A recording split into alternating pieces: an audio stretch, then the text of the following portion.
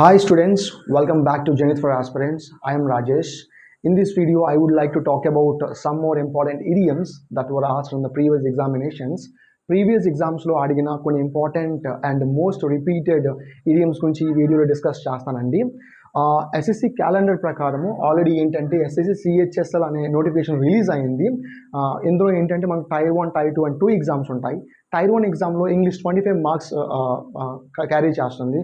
So ఈ 25 మార్క్స్లోని maximum marks మీరు high score మీరు స్కోర్ చేయాలంటే మనం బోత్ గ్రామర్ అండ్ వొకాబులరీ రెండింటి మీద బాగా ఫోకస్ చేయాలండి.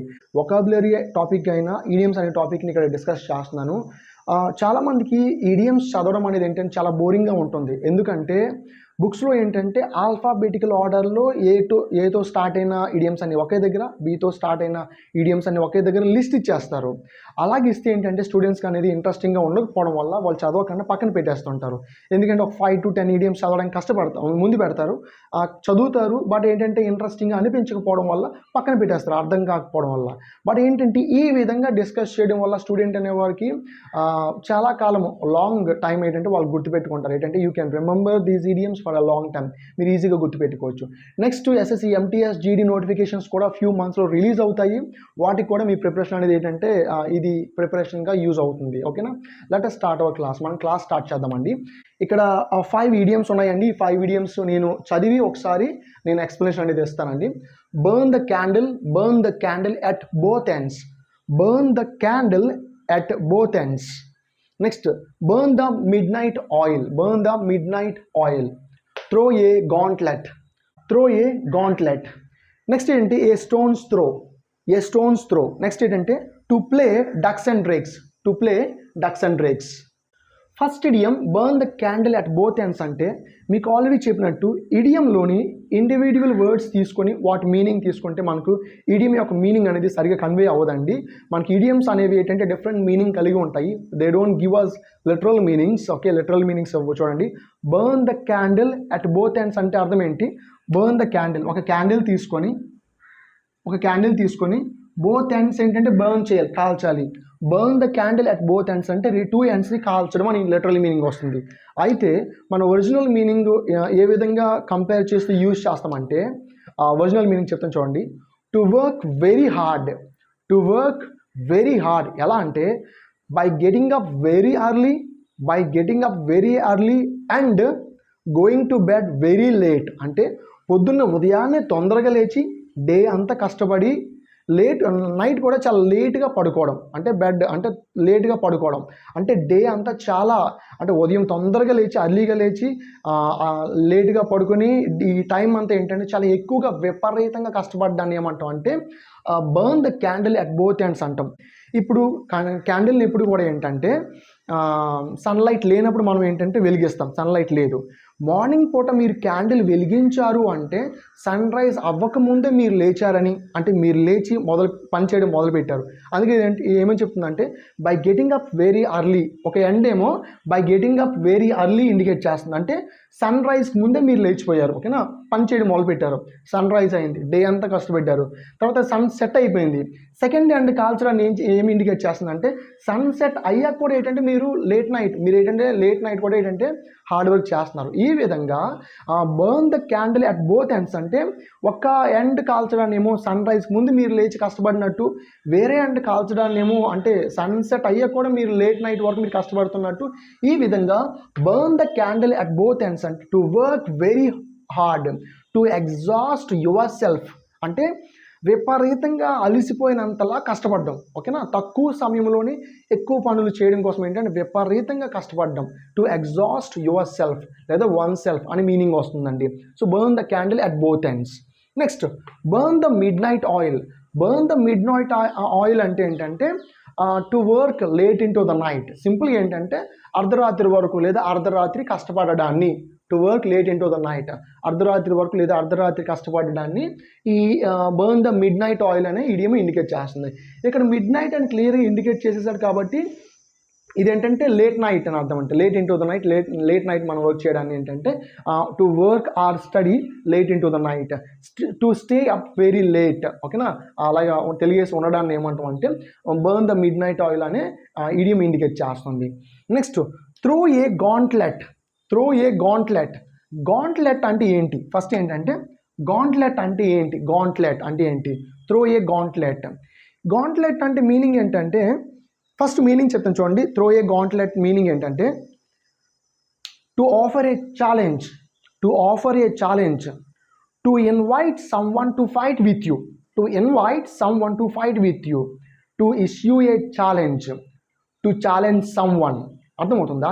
4 మీనింగ్స్ చెప్పాను. ఏంటంటే అన్నీ ఏంటంటే to offer a challenge, to issue a challenge, to challenge someone, to invite someone or somebody to fight with you. ఈ విధంగా మీనింగ్ వస్తుంది, ఒరిజినల్ మీనింగ్స్. గాంట్లెట్ అంటే మీనింగ్ ఏంటంటే మనకి 2 మీనింగ్స్ ఉన్నాయండి. గాంట్లెట్ అంటే ఒకటి ఏంటంటే మెటల్ గ్లౌజ్, మెటల్ గ్లౌజ్ అని మీనింగ్ ఉందండి. గాంట్లెట్ అంటే మెటల్ గ్లౌజ్ అంటే లోహపు హస్తానికి సంబంధించిన లోహపు కవచం లాంటిది, లోహపు హస్త కవచం అని అనుకోవచ్చు, మెటల్ గ్లౌజ్ అంటాం. రెండోది ఏంటంటే an open challenge. So gauntlet అంటే 2 మీనింగ్స్ చెప్పాను. ఏంటంటే మెటల్ గ్లౌజ్ అని ఒకటి, రెండోది ఏంటంటే an open challenge. Okay, so throw a gauntlet అంటే మీనింగ్ ఏంటి?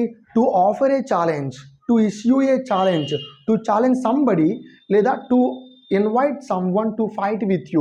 ఓకేనా? ఎవరినైనా మీరు ఇన్వైట్ చేయొచ్చు ఫైట్ చేయడానికి. ఓకే, అది ఆర్గ్యుమెంట్ కోసం కావచ్చు, ఫిజికల్గా ఫైట్ చేయడం కోసం కావచ్చు, ఏదైనా కావచ్చు. ఎవరికైనా సరే మీరు ఆఫర్ చేయడం కోసం, ఇన్వైట్ చేయడం కోసం గాంట్లెట్స్ విసురుతారు. ఓకేనా? పాతకాలపు రోజుల్లోనే ఏంటంటే ఈ ఆచారం ఉండేదండి.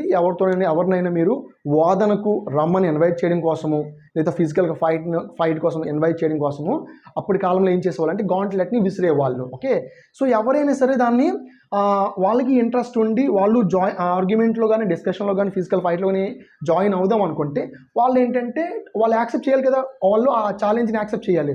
టు యాక్సెప్ట్ ద ఛాలెంజ్ అంటే ఇప్పుడు దాని మీనింగ్ దానికి ఇడియం ఏంటంటే take up the gauntlet, take up the gauntlet లేదా pick up the gauntlet, pick up the gauntlet అని యూజ్ చేస్తాం. ఓకే, ఎవరైనా టేకప్ ద గాంట్లెట్ చేశారు, పికప్ ద గాంట్లెట్ చేశారంటే వాళ్ళు they have accepted that challenge. వాళ్ళు ఏంటంటే ఛాలెంజ్ని యాక్సెప్ట్ చేశారు. సో ఈ విధంగా త్రో ఏ గాంట్లెట్ అంటే to offer someone to fight with you, to argue with you. Okay, ఈ విధంగా మీనింగ్ వస్తుంది. To pick up the gauntlet, next to take up the gauntlet అంటే టు యాక్సెప్ట్ ఏ ఛాలెంజ్. ఈ విధంగా మీనింగ్స్ వస్తాయండి. నెక్స్ట్ ఏ stone's throw అంటే a very short distance. A stone's throw అంటే a very short distance. For example మీరు ఒక రాయిని తీసుకొని విసిరారనుకోండి, అది కనుచూపు మేరలో పడుతుంది తప్ప మరీ ఎక్కువ దూరం అయితే వెళ్ళదు కదా. అంటే ఏంటంటే మీరు రాయిని ఇస్తే చాలా తక్కువ దూరంలోనే పడుతుంది, అంటే తక్కువ దూరము అని ఇండికేట్ చేయడం కోసం మనం వాడే, ఇప్పుడు రాయి విసిరినంత దూరం అని చెప్పామనుకోండి, ఆబ్వియస్లీ తక్కువ దూరమే రెఫర్ చేస్తాం కదా. సో తక్కువ దూరంలో అని చెప్పే సందర్భంలో ఆ వెరీ షార్ట్ డిస్టెన్స్ అని చెప్పడం కోసం ఏంటంటే ఏ స్టోన్స్ త్రో అనే ఇడియం యూజ్ చేస్తామండి. చూద్దాం ఒకసారి. My house is just a stone's throw away from my office అంటే మా ఆఫీస్ నుంచి మా ఇల్లు చాలా దగ్గర. ఓకేనా? లేదా the distance between my house and my office is very little. ఓకేనా? చాలా తక్కువ అని చెప్పడం కోసం ఏంటంటే మనం ఏ స్టోన్స్ త్రో అని ఇడియం యూజ్ చేస్తామండి. ఏ స్టోన్స్ త్రో అంటే చాలా తక్కువ దూరంలో ఉంది అని చెప్పడం కోసం. Next to play ducks and drakes అంటే మీనింగ్ ఏంటంటే టు స్క్వాండర్ వన్స్ వెల్త్ అంటే to waste your money, to waste once money. ఎవరైనా సరే సంపదను వేస్ట్ చేసుకున్న, రీసోర్సెస్ని వేస్ట్ చేసుకోవడము, టు బిహేవ్ రెక్లెస్గా బిహేవ్ చేయడాన్ని, మీకున్న రీసోర్సెస్, టైం, మనీ వాటన్నిటిని వేస్ట్ చేయడాన్ని ఏమంటాం అంటే to play ducks and drakes. To play ducks and drakes అంటే ఇది మీనింగ్ అండి. మీకున్న రీసోర్సెస్, టైం, మనీ వేస్ట్ చేయడం అంటే to spend your money, time or resources recklessly, to behave recklessly. ఇలాగ బిహేవ్ చేయడాన్ని to play ducks and drakes అంటామండి. అయితే మన బుక్లోని దీన్ని ఎంత నీట్గా మనము ప్రజెంట్ చేసామంటే డక్స్ అండ్ డ్రేక్స్ అంటే గేమ్ ఏంటంటే ఇప్పుడు ఒక చెరువు తీసుకొని, ఒక కొలం తీసుకొని మనము రాయి తీసుకొని అలాగా విసురుతాము. ఎలా విసిరితే అదేంటంటే జంప్ చేసుకొని వెళ్తుంటుంది కదా, జంప్ చేసుకొని వెళ్తుంది. అంటే నువ్వు 2 టైమ్స్ వేసావు, నా 3 టైమ్స్ జంప్ అయింది, ఎవరు ఎక్కువసార్లు జంప్ చేస్తే అదేంటంటే విన్ అయినట్టు మనం చూస్తాం కదా. అలా ఎప్పుడు చేస్తామంటే ఖాళీగా ఏ పని లేదు అన్నప్పుడు కదా మనం ఏంటంటే కొలం చివరికి వెళ్ళి సాధారణంగా ఆడుతుంటాం. ఎలా అంటే ఏంటంటే ఇప్పుడు ఇలాగ ఖాళీగా ఏం చేస్తున్నావు, టైం వేస్ట్ చేస్తున్నావు అక్కడ, లేదా అక్కడ ఉన్న రాళ్ళని వేస్ట్ చేస్తున్నావు, లేదంటే ఒక పనికి మాలిన అంటే ఇది చేస్తున్నావు.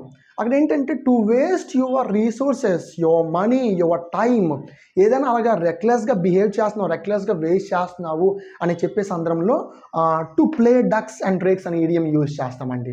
ఓకే, మనీ కావచ్చు, రీసోర్సెస్ కావచ్చు, నీ టైం కావచ్చు, వేస్ట్ చేస్తున్నావు అనే సందర్భంలో to play ducks and drakes అనే ఈడియం యూజ్ చేస్తాం.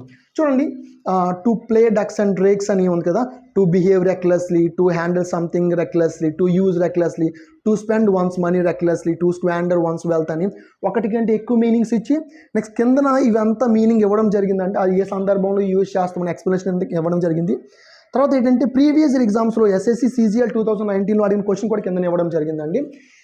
మన book Zenith's English for all competitive exams అని ఈ బుక్లోని టోటల్ 64 పేజెస్లో మిగిలిన బుక్స్లో లాగా ఈడియం ఇచ్చి ఒక మీనింగ్ కిందన ఏకి సంబంధించిన ఈడియమ్స్ అన్ని ఒక దగ్గర, బికి సంబంధించిన ఈడియమ్స్ అని ఒక దగ్గర లిస్ట్ ఇచ్చేసి స్టూడెంట్స్ చదువుకోండి అనేసి అవి స్టూడెంట్స్ చదవడానికి ప్రయత్నించి అర్థం కాక చదవకుండా టాపిక్ మాత్రం పక్కన పెట్టి అలా కాకుండా చదువుకోవడానికి ఇంట్రెస్ట్ వచ్చేలాగా సెల్ఫ్ స్టడీ బుక్ అండి. You can read this book without the help of anyone, ఏ ఒక్కరి హెల్ప్ లేకుండా మీ ఇంట్రెస్ట్ను కాపాడేదిగా ఈ బుక్ ఉంటుంది.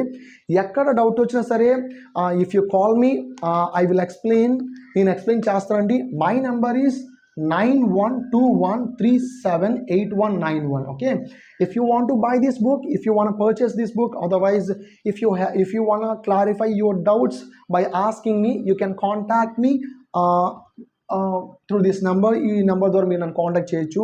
9121378191 అండి. ఓకేనా, I think you have understood these idioms. మీకు అర్థమైందని అనుకుంటున్నాను. But once again I would like to recall, burn the candle at both ends. Candle both ends అంటే to work very hard by getting up very early and going to bed very late. Burn the midnight oil. Burn the midnight oil అంటే to work are study late into the night, అంటే midnight వరకు చదువుతున్నామని అర్థం, అంటే కష్టపడుతున్నట్టు లెక్క. Throw a gauntlet ఒకటైతే pick up the gauntlet, take up the gauntlet అని రెండు ఆపోజిట్ ఐడియమ్స్ అండి. త్రో ఏ గాంట్లెట్ అంటే to offer a challenge, pick up లేదా టేకప్ ద గాంట్లెట్ అంటే to accept the challenge. A stone's throw అంటే a very short distance. To play ducks and drakes అంటే to waste your money or time or resources రెక్లెస్లీ, ఈ విధంగా spend చేస్తున్నారు అని meaning. I think మీకు అర్థమయ్యి అనుకుంటున్నాను. ఏం డౌట్ ఉన్నా without any hesitation you can contact me. Thank you and have a nice day.